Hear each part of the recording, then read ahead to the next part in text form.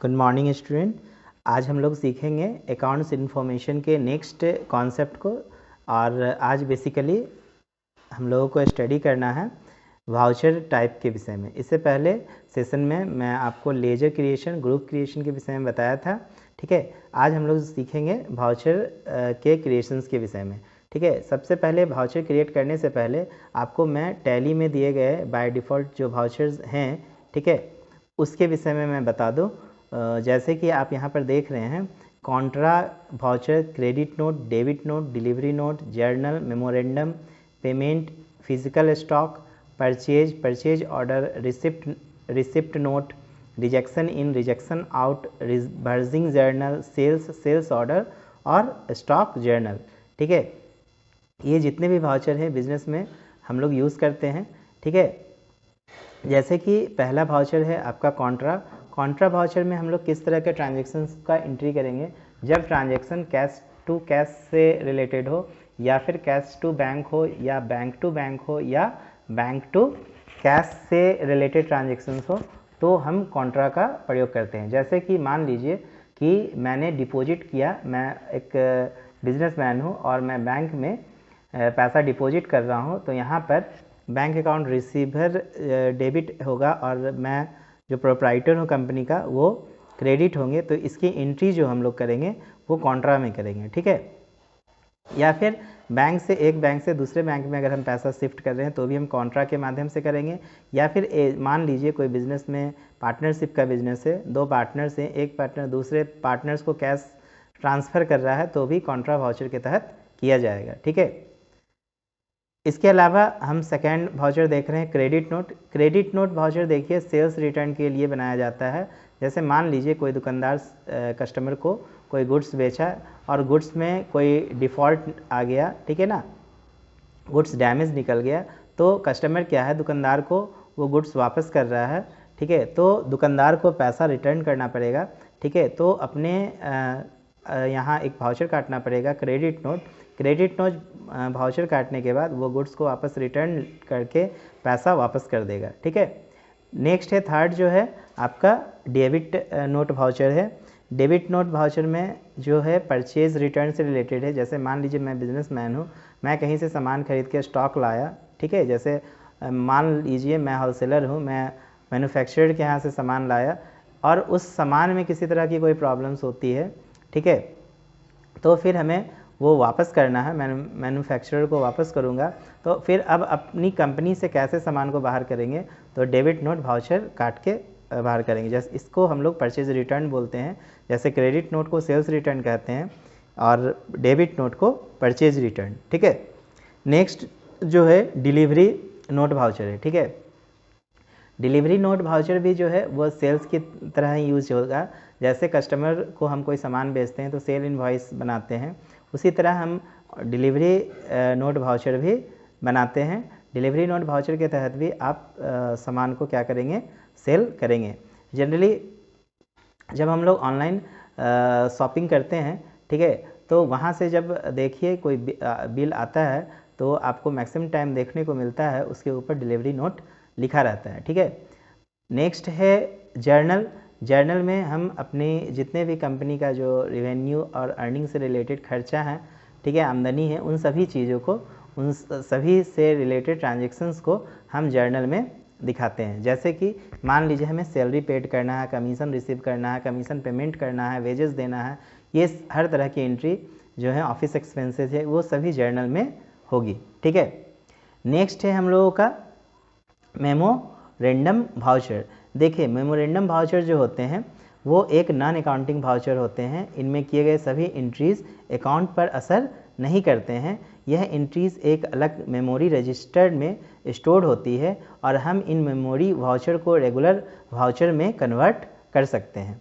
जब हम भविष्य में होने वाले खर्चे के लिए प्रावधान करना चाहते हैं, लेकिन हमें पता है कि हमें भूलने की संभावना अगर मान लीजिए आपके पास बनी हुई है, तो इस तरह के वाउचर को सेलेक्ट करने पे, ठीक है, हमें कंपनी एक नोटिफिकेशन देता है, ठीक है, मेमोराइज कराता है कि आप पहले से जो है ये वाउचर आपको ये वाउचर इंटर करना है। जैसे कि मान लीजिए हम किसी एम्प्लॉय को कुछ आइटम खरीदने के लिए कैश देते हैं और मान लीजिए जिसकी सही कीमत हमें मालूम नहीं है, ठीक है। तो हम यहाँ पर 2 एंट्री करते हैं, इनमें एक पेटी कैश एडवांस और दूसरी जो है मान लीजिए कि हमें सामान देना है और दूसरा मान लीजिए हमें पैसा वापस लेना है, ठीक है ना। तो हम क्या करते हैं, इसे मेमोरी में बना लेते हैं और बाद में जब वास्तव में खर्च अमाउंट जब होती है तो हम एंट्री कर देते हैं, ठीक है ना। जैसे कि मैं किसी को दिया 1000 रुपया और उसने मुझे खर्च करके 800 रुपया दिया, उसे पहले पता नहीं था कि यह कितना खर्च होगी, ठीक। तो अब हम एंट्री करेंगे तो वो 1000 में 800 का हम हिसाब कर सकते हैं, ठीक है ना। इसको मेनली हम लोग प्रैक्टिकल जब करेंगे तो मेमोरेंडम वाउचर को ध्यान देंगे। ये एक नॉन अकाउंटिंग वाउचर है, इसका बिजनेस पे सीधा कोई प्रभाव नहीं पड़ता है, ठीक है।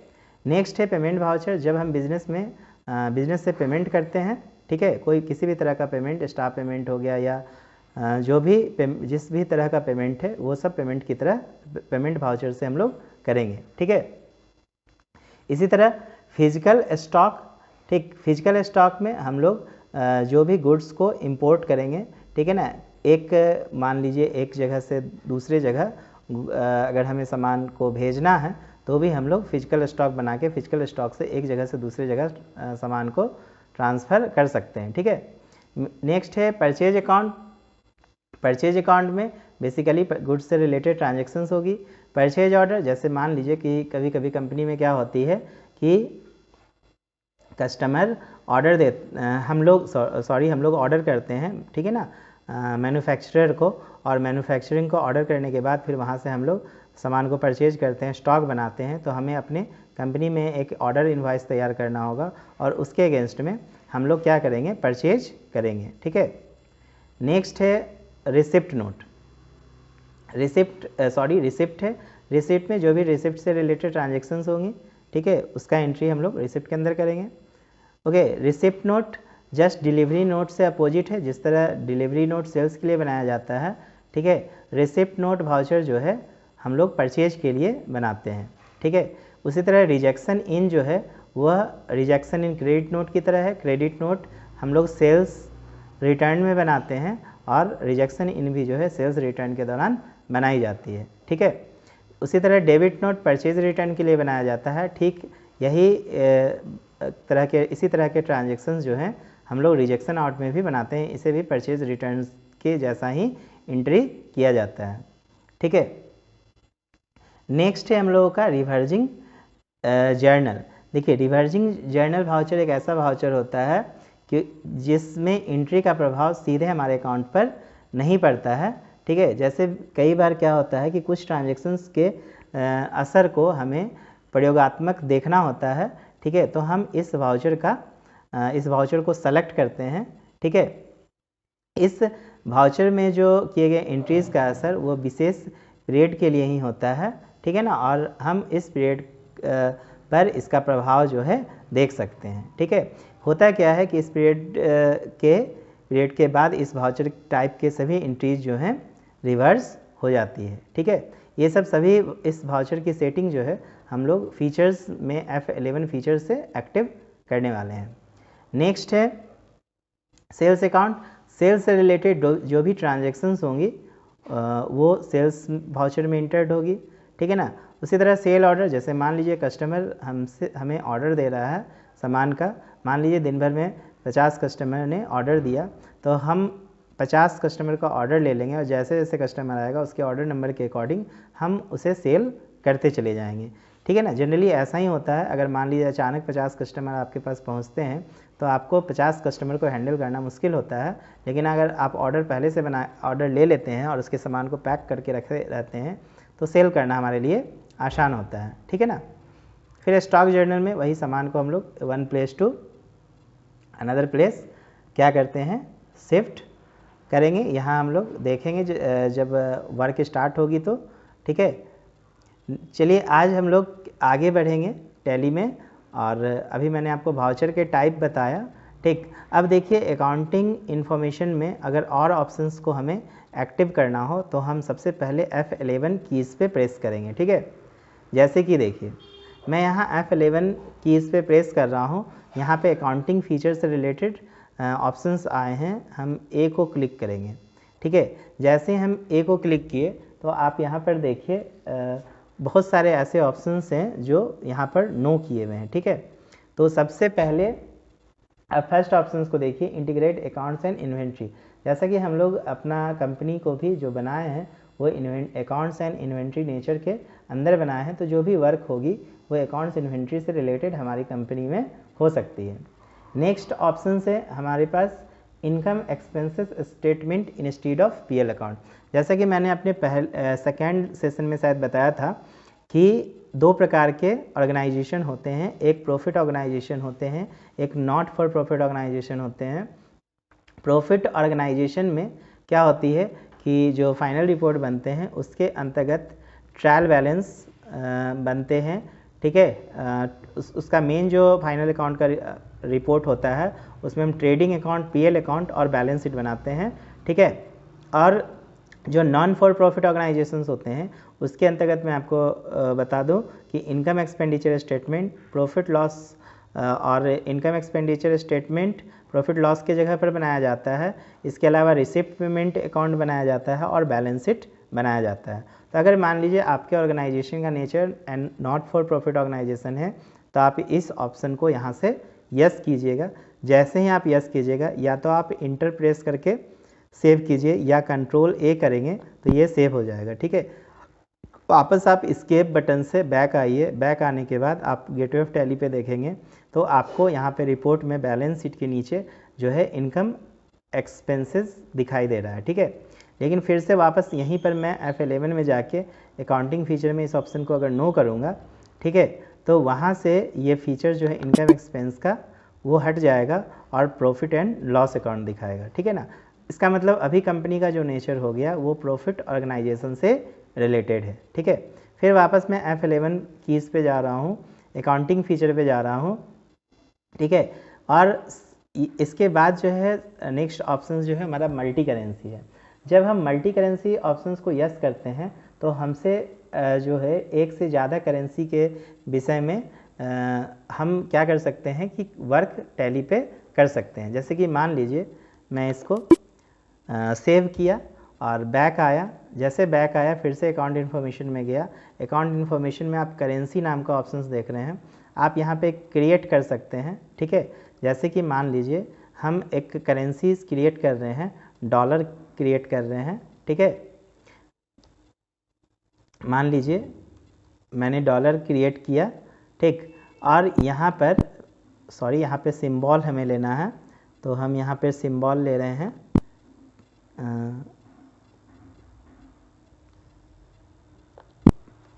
चलिए 1 मिनट,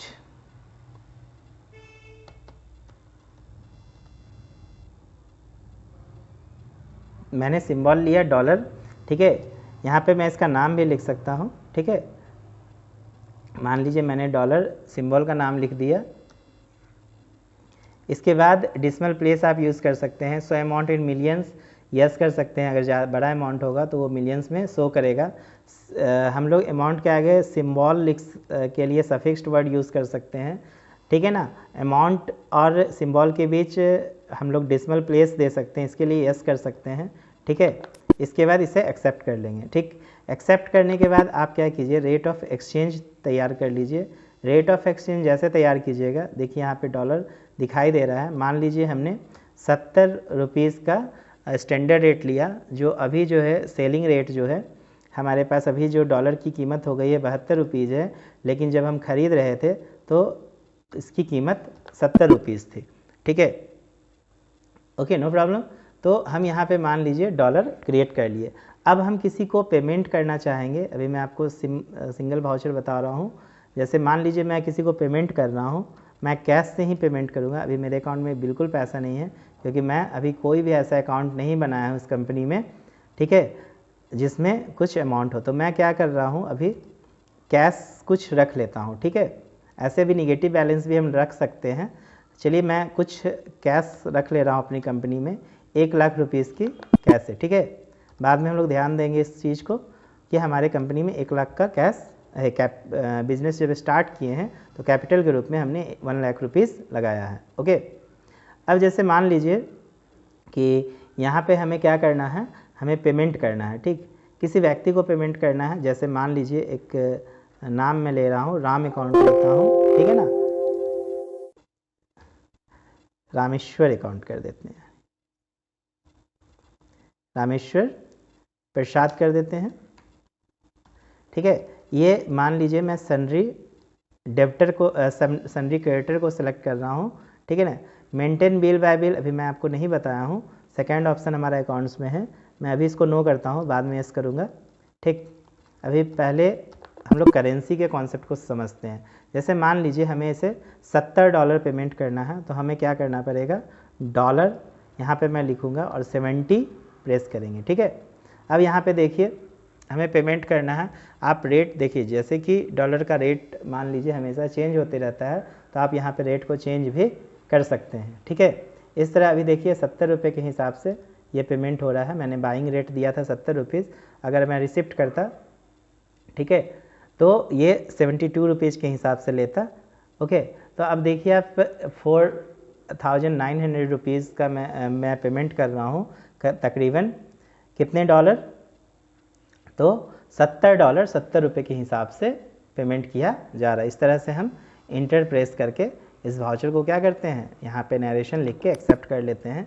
अभी मैं वाउचर को एक्सेप्ट नहीं कर रहा हूँ, क्योंकि आने वाले समय में मैं आपको टैली में वर्क करके दिखाऊंगा, तो ये ट्रांजेक्शन्स हमारे एक्स्ट्रा वहाँ पर शो होगा। बस मैंने आपको बताया कि ट्रांजेक्शन्स होंगे कैसे, और सबसे बड़ा चीज़ हमने सीखा कि एक करेंसी से दूसरे करेंसी को कैसे ट्रांसफ़र किया जाता है। ठीक है, चलिए मैं एस्केप बटन से बैक आ जाता हूँ। ओके, नेक्स्ट फिर से हम लोग F11 कीज़ पे जाएंगे। F11 कीज़ पे जाने के बाद सेकेंड ऑप्शंस जो है मेंटेन बिल वाइज बिल है। ठीक है, मेंटेन बिल वाइज बिल को हम यस करेंगे, ट्रेडिंग और नॉन ट्रेडिंग दोनों तरह के अकाउंट्स के लिए। ठीक है, इस ऑप्शंस को हम यस करके फिर से इंटर प्रेस कर करके या तो आप एक्सेप्ट करो या कंट्रोल ए से एक्सेप्ट करेंगे। ठीक है, अब देखिए जैसे हमने मेंटेन बिल बाय बिल बनाया, अब हम फिर से वापस एस्केप बटन से बैक आएंगे, वाउचर पे प्रेस करेंगे। वाउचर पे हम क्या करेंगे, पेमेंट कर रहे हैं, मान लीजिए कैश किसी को, फिर से मैं वही नाम सेलेक्ट कर ले रहा हूँ, रामेश्वर प्रसाद। ठीक है, हमें इससे 5,000 रुपया पेमेंट करना है। ठीक है, तो अब ये 5,000 रुपया हमें इसे मान लीजिए न्यू रेफरेंस में देना है, एडवांस में देना है कि उनके अकाउंट में देना है। इसको एक्टिव करने के लिए हमें इसको अल्टर करना पड़ेगा रामेश्वर प्रसाद के अकाउंट को। हम क्या करेंगे, एक शॉर्टकट कीज़ याद रखेंगे, कंट्रोल इंटर। ठीक है ना, बाद में हम लोग जब वाउचर इंटर करेंगे तो ये बार बार मैं यूज़ करूँगा। इस यहाँ पर रामेश्वर प्रसाद की जगह पे जाके कंट्रोल इंटर कीज़ को प्रेस करेंगे, तो देखिए इनका जो लेजर अल्टरेशन का ऑप्शन है, ठीक है ना, वो ओपन हो रहा है। यहाँ पर हम क्या करेंगे, maintain balance bill bye bill जो है, इस ऑप्शन को यस करेंगे। ठीक है, इसके बाद इसे एक्सेप्ट किया जाएगा। तो देखिए हमसे पूछा जा रहा है कि ये पैसा जो है हम एडवांस में दे रहे हैं या अगेंस्ट रेफरेंस में दे रहे हैं, या न्यू रेफरेंस में दे रहे हैं, या उनके अकाउंट में भेज रहे हैं। जैसे मान लीजिए मैं कोई नए वर्क के लिए दे रहा हूँ, तो मैं न्यू रेफरेंस को क्या करूँगा, सेलेक्ट करूँगा। ठीक है, अब कितने पैसा दे रहा हूँ, तो मान लीजिए 5,000 रुपीज़ दे रहे हैं। ठीक है, ओके, अब मैं इसको अभी सेव कर लेता हूँ, बाद में मैं डिलीट करूँगा। ठीक है, क्योंकि ये ऐसे ही मैं ट्रांजेक्शन्स आपको बता रहा हूँ। ओके, ये 10 तारीख के डेट में मैंने पेमेंट किया। अब मान लीजिए मुझे जर्नल काटना है। ठीक है ना, ये रामेश्वर जी जो हैं, जो उन्हें हमें सपोज सैलरी देना है। ठीक है, मैं सैलरी का तो मैं एंट्री मैं आपको बताया हूँ दो बार होगा। सबसे पहले हमें सैलरी को खर्च में दिखाना होता है, उसके बाद पेमेंट करना होता है। ठीक है, तो हम मान लीजिए यहाँ पे सैलरी अकाउंट दिखा देते हैं सबसे पहले। ठीक है, एक तो मैं ऑलरेडी रामेश्वर जी को पेमेंट कर दिया हूँ, अभी मान लीजिए मैं उन्हें सैलरी नहीं दे रहा हूँ। ठीक है, रामेश्वर जी ने एक्सपेंस दिया। ठीक, रामेश्वर जी ने क्या दिखाया, एक्सपेंस दिखाया। मान लीजिए उन्होंने ट्रैवलिंग एक्सपेंस दिखाया, तो हम जर्नल में ट्रैवलिंग एक्सपेंस नाम का एक लेजर डायरेक्ट क्रिएशन कर रहे हैं। डायरेक्ट क्रिएशन के लिए मैं एक कीज़ अभी यूज़ किया, अल्ट सी। ठीक है, TRA EELLING, travelling expense. Okay, तो ट्रैवलिंग एक्सपेंस जैसा कि हम इनडायरेक्ट एक्सपेंस के अंदर अभी रखेंगे, तो मैंने इनडायरेक्ट एक्सपेंस के अंदर रखा। मेंटेन बिल बाय बिल हम इसमें अभी नो रख रहे हैं, ठीक है। और मान लीजिए इन्होंने 4000 रुपये का खर्चा दिखाया, ठीक है, तो CR में हम रामेश्वर जी कर देंगे, रामेश्वर प्रसाद। अब आप देखेंगे कि रामेश्वर प्रसाद के पास 1000 रुपया अभी भी डेबिट अमाउंट में दिखा रहा है। इसका मतलब ये हुआ कि इन्हें 5000 रुपया दिया गया था और 4000 रुपया का इन्होंने, ठीक है ना, अगेंस्ट डिफरेंस। देखिए आप यहाँ पर ऑप्शंस आएगा अगेंस्ट डिफरेंस, और यही 5000 रुपीज़ यहाँ पे शो कर रहा है कि इनके अकाउंट में पैसा है। यहाँ से हम 4000 रुपया डिडक्ट कर सकते हैं, ठीक है ना, और इसे एक्सेप्ट कर लेंगे। ओके, अब मान लीजिए हमें ये वाउचर को क्या करना है, डिलीट करना है। तो अभी मैं सिंपल वे में आपको बता रहा हूँ। डिस्प्ले अकाउंट्स लेजर में जाएंगे, ठीक है। डिस्प्ले अकाउंट्स लेजर में जाने के बाद हम रामेश्वर प्रसाद के लेजर में इंटर करेंगे। फिर से यहाँ से इंटर करके Alt D प्रेस करेंगे तो ये वाउचर डिलीट हो जाएगा। वापस इस वाउचर को भी डिलीट करना है तो Alt D से मैं इसे डिलीट कर दिया, ठीक है। और रामेश्वर प्रसाद नाम के लेजर को अगर मान लीजिए हमें डिलीट करना है तो हम क्या करेंगे, बैक जाएंगे, अकाउंट्स में जाएंगे, लेजर में जाएंगे, अल्टर में जाएंगे, ठीक है। डिस्प्ले में नहीं जाएंगे, डिस्प्ले में जाएंगे तो सिर्फ हमें दिखाई देगा, वहाँ पे आप डिलीट नहीं कर सकते हैं। अल्टर में हम रामेश्वर प्रसाद नाम के लेजर को क्या कर रहे हैं, Alt D के साथ फिर भी यहाँ पे डिलीट कर देंगे। ओके, नेक्स्ट आगे फिर से हम लोग बढ़ते हैं F11 में। F11 में नेक्स्ट ऑप्शन जो है एक्टिवेट इंटरेस्ट कैलकुलेशन। इस ऑप्शन को यस करके पैरामीटर्स, एडवांस पैरामीटर्स को भी हम लोग यस करेंगे। तो देखेंगे यहाँ पे फिर से इसे एक्सेप्ट करते हैं। फिर पीछे जाइए, अकाउंट्स में जाइए, ठीक है। तो यहाँ पर आपको दिखाई कुछ नहीं दे रहा है उससे रिलेटेड ट्रांजेक्शन।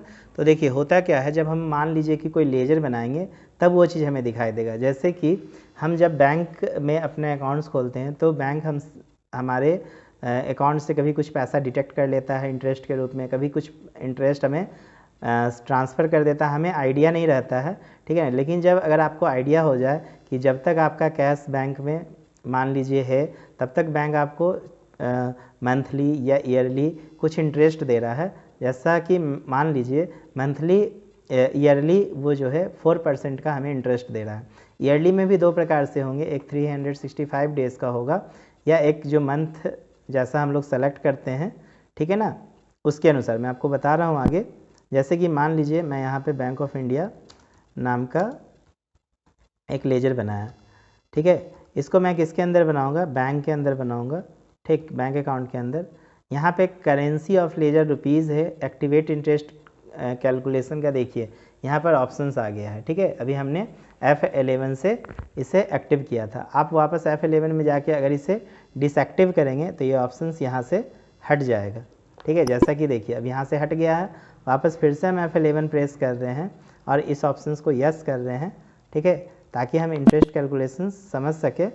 इसके बाद मान लीजिए यहाँ पे इस ऑप्शन को हमें यस करना होगा तो मैं 4% का रेट डाल रहा हूँ। देखिए यहाँ पे दो प्रकार से दिया हुआ है ना ईयर, एक 365 डेज के अनुसार या एक month, that is calendar month के अनुसार, ठीक है ना, कैलेंडर ईयर के अनुसार। उसी तरह मंथ जो होता है 30 दिन का होता है या फिर कैलेंडर के अकॉर्डिंग कभी 30 का है, कभी 28 का है या 29 का है या कभी 31 का है, उसके अनुसार ये क्या करेगा, सेलेक्ट करेगा। तो मान लीजिए हमने कैलेंडर ईयर को सेलेक्ट किया।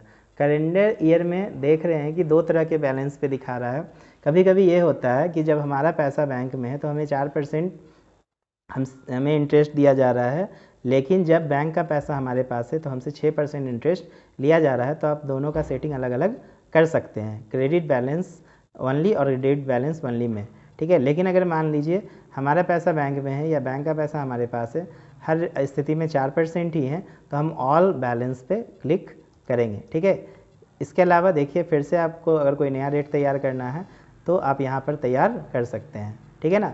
इसके बाद इसे आप बैंक के सारे इन्फॉर्मेशंस को डाल के यहाँ पर हम क्या करेंगे, एक्सेप्ट कर लेंगे। ओके,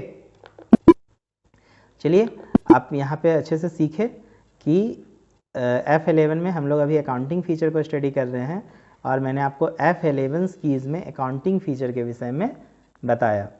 ठीक है, इंटीग्रेट अकाउंट्स इन्वेंट्री बताया, income expense statement institute of PL account बताया, अलाउ मल्टी करेंसी बताया, मेंटेन बिल बाइज बिल बताया, एक्टिवेट इंटरेस्ट कैलकुलेशन बताया। ठीक है ना। इसके बाद हम लोग जो सीखेंगे, ठीक है, अभी मैं एज ए इंट्रोडक्शन के रूप में आपको ये दो इसके विषय में बताऊंगा, एक पेरोल के विषय में और एक कॉस्ट सेंटर के विषय में। ठीक है ना। लेकिन हम लोग काम अभी स्टार्ट इसमें नहीं करने वाले हैं। ठीक है, ये अभी का जो सेशन हम लोगों का चल रहा है, अभी आई थिंक 10 लेक्चर ऐसे होंगे जो पूरा टैली कोर्स के विषय में होंगे। ठीक है ना। 10 से 11 लेक्चर के बाद जो है मैं आपको प्रोजेक्ट बना के दिखाऊंगा टैली में कि किस तरीके से जो है हम लोग प्रैक्टिकल वर्क करते हैं। ठीक है ना। हर तरह की कंपनी का मैं आपको प्रोजेक्ट दूंगा। ठीक है ना। और कुछ ऐसे भी ट्रांजेक्शन्स हम लोग यूज़ करेंगे जो हम लोग 11-12 स्टैंडर्ड में अकाउंट्स में स्टडी भी करते हैं। ठीक है, तो आई होप कि आज आपको ये दोनों ऑप्शंस अच्छे से समझ में आए होंगे। आप नहीं हो तो मेरे वीडियो को दोबारा देखें, और अपने जब भी आप वीडियो देखें तो अपने कंप्यूटर पे टैली को ओपन करके पहले रखें। ठीक है ना। इससे आपको समझने में आसानी होगी। ठीक है, नेक्स्ट मैं आपको बताऊंगा अकाउंटिंग फीचर के पेरोल और कॉस्ट सेंटरिंग। तो आज के लिए इतना ही, धन्यवाद।